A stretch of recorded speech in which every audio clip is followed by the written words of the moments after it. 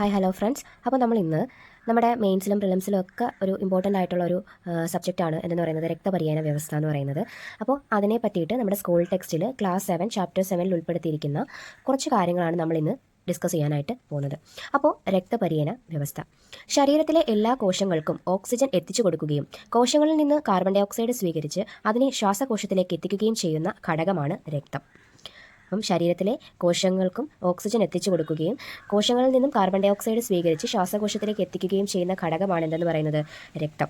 ഇനി ദഹിച്ച ആഹാര ഘടകങ്ങളെ ചെറുകുടലിൽ നിന്നും കോശങ്ങളിൽ എത്തിക്കുന്ന ഘടകവും ആര് തന്നെയാണ്? രക്തം തന്നെ ആണ്. മനുഷ്യൻ്റെ രക്തപര്യന വ്യവസ്ഥയുടെ ഭാഗങ്ങൾ ഏതൊക്കെയാണെന്ന് ചോദിച്ചു കഴിഞ്ഞാൽ രക്തം, രക്തക്കുഴലുകൾ, ഹൃദയം. രക്തപര്യന വ്യവസ്ഥയുടെ ഭാഗങ്ങളാണ് രക്തം, രക്തക്കുഴലുകൾ, ഹൃദയം. മനുഷ്യ രക്തത്തിന് ചുവപ്പ് നിറം നൽകുന്ന വർണ്ണവസ്തുവാണ് ഹീമോഗ്ലോബിൻ. മനുഷ്യരക്തത്തിന് ചുവപ്പ് നിറം നൽകുന്ന വർണ്ണവസ്തുവാണ് ഹീമോഗ്ലോബിൻ. ഇതൊക്കെ എക്സാമിന് ചോദിച്ചിട്ടുള്ള ക്വസ്റ്റ്യൻ ആണ്. അടുത്തത് ഹീമോഗ്ലോബിൻ്റെ പ്രധാന ഘടകങ്ങൾ ഏതൊക്കെയാണ്? ഇരുമ്പും പ്രോട്ടീനുമാണ് ഹീമോഗ്ലോബിൻ്റെ പ്രധാന ഘടകങ്ങൾ.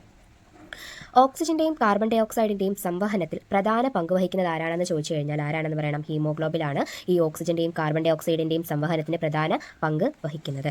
അതേപോലെ ഷഡ്പദങ്ങളുടെ ശരീര അറകളിൽ നിറഞ്ഞിരിക്കുന്ന ദ്രാവകത്തിന് ചുവപ്പ് നിറം ഇല്ലാത്തതിന് കാരണം എന്താണ്? അവരുടെ ശരീരത്തിൽ എന്തില്ല? ഹീമോഗ്ലോബിൻ ഇല്ല. അപ്പം ഹീമോഗ്ലോബിന്റെ അഭാവമാണ് ഷഡ്പദങ്ങളുടെ ശരീര അറകളിൽ നിറഞ്ഞിരിക്കുന്ന ദ്രാവകത്തിന് ചുവപ്പ് നിറം ഇല്ലാതിരിക്കുന്നതിന് കാരണം എന്താണെന്ന് ചോദിച്ചു കഴിഞ്ഞാൽ ഹീമോഗ്ലോബിന്റെ അഭാവമാണ്. ഏകകോശ ജീവികളിൽ പദാർത്ഥ സംവഹനത്തിന് സഹായിക്കുന്നത് എന്താണെന്ന് ചോദിച്ചാൽ കോശദ്രവ്യമാണ്.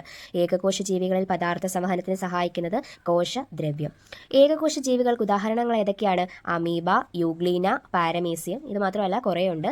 ഇപ്പം അമീബ, യൂഗ്ലീന, പാരമീസിയം നമ്മുടെ ടെക്സ്റ്റിൽ പ്രധാനമായിട്ടും കൊടുത്തിരിക്കുന്നത് ഇതൊക്കെയാണ്. ഇനി എന്തൊക്കെയാണ് ഹീമോഗ്ലോബിൻ്റെ ധർമ്മങ്ങൾ? ശ്വാസകോശത്തിൽ നിന്നും കോശത്തിലേക്ക് ഓക്സിജനെ എത്തിക്കുന്നത് ആരാണ്? ഹീമോഗ്ലോബിൻ.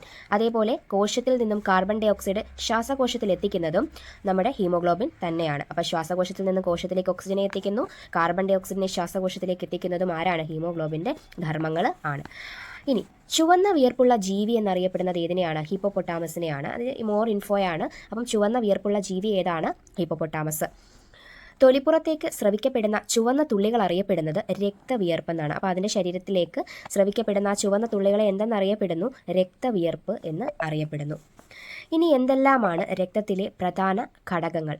ഒന്ന് പ്ലാസ്മ. രക്തത്തിലെ പ്രധാന ഘടകമാണ് എന്തെന്ന് പറയുന്നത് പ്ലാസ്മ. അതേപോലെ വെളുത്ത രക്തകോശം, വൈറ്റ് ബ്ലഡ് സെൽസ്. അടുത്തത് ചുവന്ന രക്തകോശം, റെഡ് ബ്ലഡ് സെൽസ്.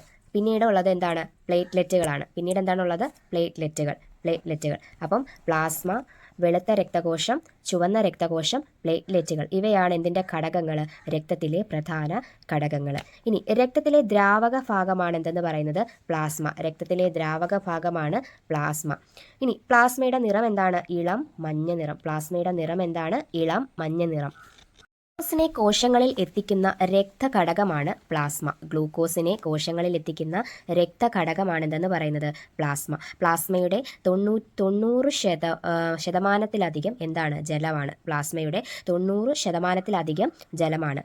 നിശ്ചിത ആകൃതിയില്ലാത്തതും മർമ്മമുള്ളതുമായ രക്തകോശമാണ് വെളുത്ത രക്തകോശം. നിശ്ചിതാകൃതിയില്ലാത്തതും മർമ്മമുള്ളതുമായ രക്തകോശത്തിനെ എന്തെന്ന് വിളിക്കുന്നു? വെളുത്ത രക്തകോശം എന്ന് വിളിക്കുന്നു. രോഗാണുക്കളെ നശിപ്പിക്കുന്ന രക്തകോശമാണ് വെളുത്ത രക്തകോശം. രോഗാണുക്കളെ നശിപ്പിക്കുന്ന രക്തകോശമാണ് വെളുത്ത രക്തകോശം. വെളുത്ത രക്തകോശങ്ങൾ എത്ര തരമുണ്ടെന്ന് ചോദിച്ചു കഴിഞ്ഞാൽ 5 തരം. അതൊക്കെ നമ്മൾ 10th SCERT ടെക്സ്റ്റ് ഡിസ്കസ് ചെയ്യുമ്പോൾ നമ്മൾ കുറച്ചും കൂടി പഠിക്കും. ഇപ്പം ഇത്രയും മാത്രം അറിഞ്ഞാൽ മതി. വെളുത്ത രക്തകോശങ്ങൾ എത്ര തരമാണ്? 5 തരമാണ്. ചുവന്ന രക്തകോശത്തിൻ്റെ ആകൃതി ചോദിച്ചു കഴിഞ്ഞാൽ ഡിസ്കിൻ്റെ ആകൃതിയാണ്. ചുവന്ന രക്തകോശത്തിൻ്റെ ആകൃതിയാണ് ഡിസ്കിൻ്റെ ആകൃതി. മർമ്മമില്ലാത്ത രക്തകോശം ഏതാണെന്ന് ചോദിച്ചു കഴിഞ്ഞാൽ ചുവന്ന രക്തകോശമാണ്. മർമ്മമില്ലാത്ത രക്തകോശം ഏതാണ്? ചുവന്ന രക്തകോശം. ഓക്സിജൻ, കാർബൺ ഡൈ ഓക്സൈഡ് എന്നിവയുടെ വിനിമയത്തിന് സഹായിക്കുന്ന രക്തകോശമാണ് ചുവന്ന രക്തകോശം. അപ്പം മർമ്മമില്ല, അതിൻ്റെ ആകൃതി ഡിസ്കിൻ്റെ ആകൃതിയാണ്. അതേപോലെ ഓക്സിജൻ്റെയും കാർബൺ ഡൈ ഓക്സൈഡിൻ്റെയും വിനിമയത്തിന് സഹായിക്കുന്ന രക്തകോശവും ഏതാണ്? ചുവന്ന രക്തകോശമാണ്. ഹീമോഗ്ലോബിൻ കാണപ്പെടുന്ന രക്തകോശം ചുവന്ന രക്തകോശമാണ്. ഹീമോഗ്ലോബിൻ കാണപ്പെടുന്നത് എവിടെയാണ്? ഈ പറയുന്ന ചുവന്ന രക്തകോശത്തിൽ ആണ്. പ്ലേറ്റ്ലെറ്റുകളുടെ ധർമ്മം എന്താണ്? രക്തം കട്ടപിടിക്കുന്നതിന് സഹായിക്കുന്നത് ആരാണ്? പ്ലേറ്റ്ലെറ്റുകളാണ്. രക്തം കട്ടപിടിക്കുന്നതിന് സഹായിക്കുന്നത് ആരാണ്? പ്ലേറ്റ്ലെറ്റുകൾ ആണ്.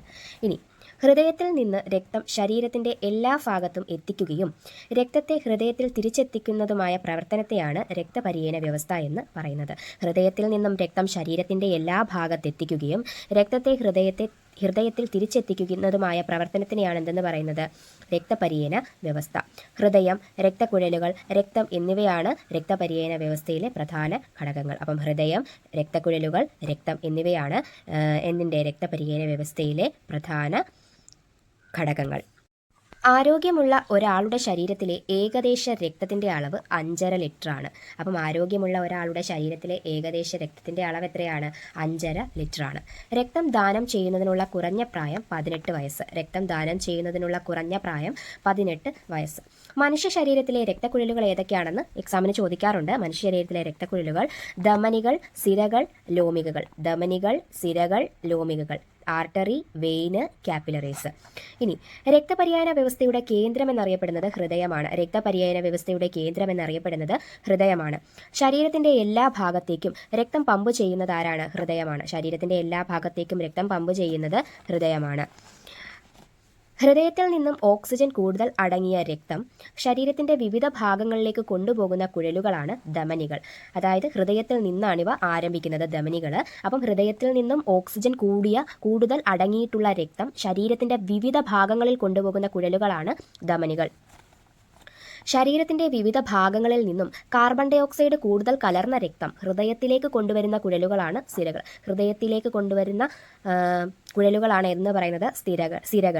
സിരകൾ ഹൃദയത്തിലേക്ക് എത്തിച്ചേരുന്ന ഹൃദയത്തിലേക്ക് എത്തിച്ചേരുന്നു. ഏതാണത്? സിരകളാണ്. അപ്പം ശരീരത്തിലെ വിവിധ ഭാഗങ്ങളിൽ നിന്നും കാർബൺ ഡൈ ഓക്സൈഡ് കൂടുതലുള്ള രക്തം ഹൃദയത്തിലേക്ക് കൊണ്ടുവരുന്ന കുഴലുകളാണ് എന്തെന്ന് പറയുന്നത്? സിരകൾ.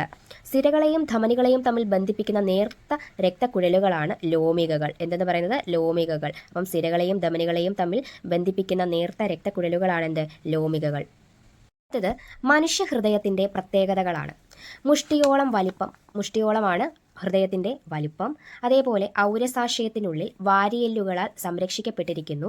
ഔരസാശയത്തിനുള്ളിൽ വാരിയെല്ലുകൾ കൊണ്ട് സംരക്ഷിക്കപ്പെട്ടിരിക്കുകയാണ് ഹൃദയം. അതേപോലെ വശങ്ങളിലായിട്ട് എന്തുണ്ട്? ശ്വാസകോശങ്ങളും ഉണ്ട്. ഹൃദയത്തെ ആവരണം ചെയ്തിട്ടുള്ള ഇരട്ട സ്ഥലത്തെയാണ് പെരികാർഡിയം എന്ന് വിളിക്കുന്നത്. ഹൃദയത്തെ ആവരണം ചെയ്തിരിക്കുന്ന ഇരട്ട സ്ഥലത്തെയാണ് പെരികാർഡിയം എന്ന് വിളിക്കുന്നത്. ഹൃദയം ഒരു പ്രാവശ്യം സങ്കോചിക്കുകയും പൂർവ്വസ്ഥിതി പ്രാപിക്കുകയും ചെയ്യുന്നതാണ് ഹൃദയസ്പന്ദനം. ഹൃദയം ഒരു പ്രാവശ്യം സങ്കോചിക്കുകയും പൂർവ്വസ്ഥിതി പ്രാപിക്കുകയും ചെയ്യുന്നതാണ് ഹൃദയസ്പന്ദനം. ആരോഗ്യമുള്ള ഒരാളുടെ ഹൃദയസ്പന്ദന നിരക്ക് മിനിറ്റിൽ 72 പ്രാവശ്യമാണ്. 72 പ്രാവശ്യം. അപ്പം ആരോഗ്യമുള്ള ഒരാളുടെ ഹൃദയസ്പന്ദന നിരക്ക് മിനിറ്റിൽ 72 പ്രാവശ്യം. ഹൃദയസ്പന്ദനത്തിൻ്റെ ഫലമായി ധമനികളിൽ അനുഭവപ്പെടുന്ന തരംഗ ചലനമാണ് പൾസ്. അപ്പം ഹൃദയ സ്പന്ദനത്തിൻ്റെ ഫലമായി ധമനികളിൽ അനുഭവപ്പെടുന്ന തരംഗ ചലനമാണ് പൾസ്. ഹൃദയസ്പന്ദനം പരിശോധിക്കുന്നതിന് ഉപയോഗിക്കുന്ന ഉപകരണമാണ് സ്റ്റെതസ്കോപ്പ്. ഹൃദയസ്പന്ദനം പരിശോധിക്കുന്നതിന് ഉപയോഗിക്കുന്ന ഉപകരണമാണ് സ്റ്റെതസ്കോപ്പ്. സ്റ്റെതസ്കോപ്പ് നിർമ്മിച്ചതാരാണെന്ന് ചോദിച്ചാൽ റെനെ ലെനാക്കാണ്. റെനെ ലെനാക്കാണ് എന്ത് ചെയ്തത്? സ്റ്റെതസ്കോപ്പ് നിർമ്മിച്ചത്. മനുഷ്യ ഹൃദയത്തിലെ അറകളുടെ എണ്ണം എത്രയാണ്? 4ആണ്. മനുഷ്യ ശരീരത്തിലെ അറകളുടെ എണ്ണം 4ആണ്. ലോകത്ത് ആദ്യമായി ഹൃദയം മാറ്റിവെക്കൽ ശസ്ത്രക്രിയ വിജയകരമായി നടത്തിയ വ്യക്തിയാണ് doctor Christian Bernard. 1967 December 3. Doctor Christian Bernard 1967 December 3. ലോകത്ത് ആദ്യമായി ഹൃദയം മാറ്റിവെക്കൽ ശസ്ത്രക്രിയ വിജയകരമായി നടത്തിയ വ്യക്തിയാണ് ഡോക്ടർ ക്രിസ്റ്റ്യൻ ബർണാഡ്. അത് 1967 ഡിസംബർ 3 ഇന്ത്യയിൽ ആദ്യമായി ഹൃദയം മാറ്റിവെക്കൽ ശസ്ത്രക്രിയ വിജയകരമായി നടത്തിയ വ്യക്തിയാണ് ഡോക്ടർ പി വേണുഗോപാൽ. അതെന്നാണ്? 1994 ഓഗസ്റ്റ് 3. ഇന്ത്യയിൽ ആദ്യമായി ഹൃദയം മാറ്റിവെക്കൽ ശസ്ത്രക്രിയ നടത്തിയത് ഡോക്ടർ പി വേണുഗോപാൽ 1994 ഓഗസ്റ്റ് 3. കേരളത്തിൽ ആദ്യമായി ഹൃദയം മാറ്റിവെക്കൽ ശസ്ത്രക്രിയ വിജയകരമായി നടത്തിയ വ്യക്തിയാണ് ഡോക്ടർ ജോസ് ചാക്കോ പെരിയപുറം. അപ്പം കേരളത്തിൽ ആദ്യമായിട്ട് ഹൃദയം മാറ്റിവെക്കൽ ശസ്ത്രക്രിയ വിജയകരമായി നടത്തിയതാണ് ആര്? ഡോക്ടർ ജോസ് ചാക്കോ പെരിയപുറം. 2003 മെയ് 13 അത് നടത്തിയത്. 2003 മെയ് 13. ഇനി ജീവികളും ഹൃദയത്തിൻ്റെ അറകളുടെ എണ്ണമാണ് നമ്മൾ പറയാൻ പോകുന്നത്. മണ്ണിരയ്ക്ക് എന്താണ്? 5 ജോഡി പാർശ്വഹൃദയങ്ങളാണ് ഉള്ളത്. മണ്ണിരയ്ക്ക് 5 ജോഡി പാർശ്വഹൃദയങ്ങളാണ് ഉള്ളത്. പാറ്റയുടെ ഹൃദയത്തിന് എത്ര അറകളുണ്ട്? 13 അറകൾ. പാറ്റയുടെ ഹൃദയത്തിന് എത്ര അറകളാണ്? 13 അറകൾ.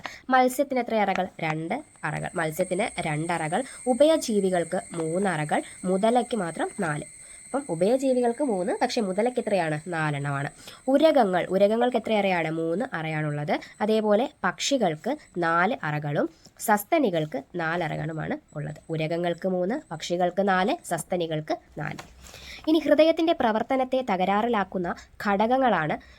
എന്തൊക്കെയാണ് ഘടകങ്ങൾ എന്ന്? കൂടുതൽ കൊഴുപ്പടങ്ങിയ ആഹാരം, ജീവിതശൈലി രോഗങ്ങൾ, പുകവലിയും മദ്യപാനവും, അതേപോലെ വ്യായാമക്കുറവ്. ഇതെല്ലാമാണ് നമ്മുടെ ഹൃദയത്തെ എന്ത് ചെയ്യുന്നത്? ബാധിക്കുന്നത്. അപ്പോൾ ഇനി എന്താണ് ഹൃദയം?